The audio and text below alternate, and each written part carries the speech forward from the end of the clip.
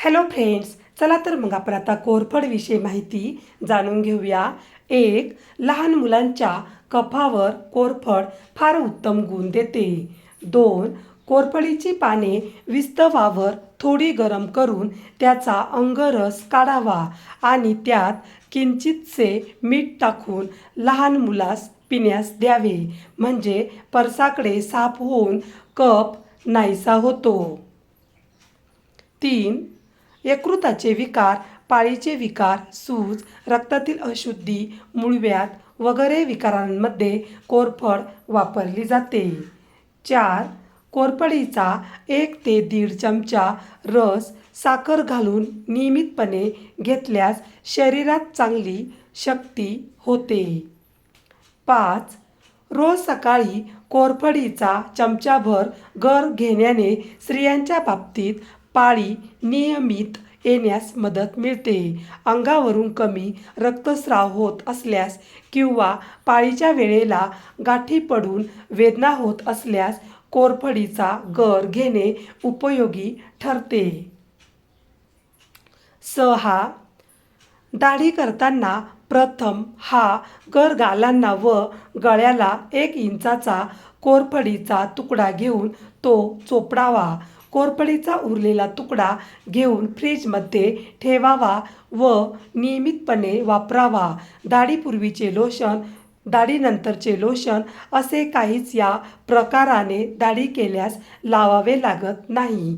दाढी केल्यानंतर चेहरा अगदी उजळ होऊन स्वच्छ होतो.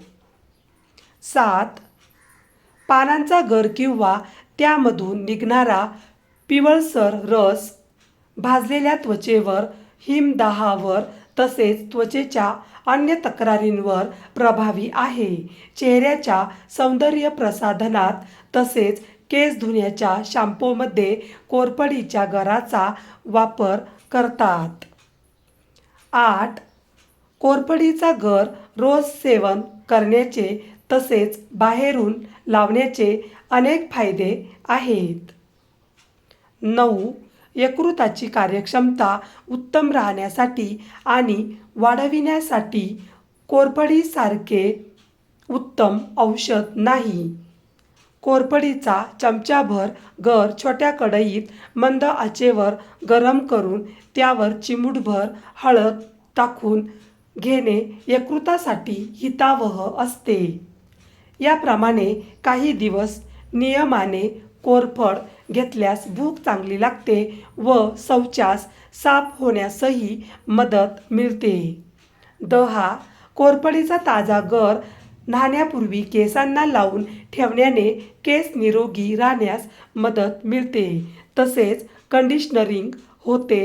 त्वचेवरही कोरफडीचा गर लावल्याने त्वचा मऊ व सतेज राहण्यास मदत मिळते.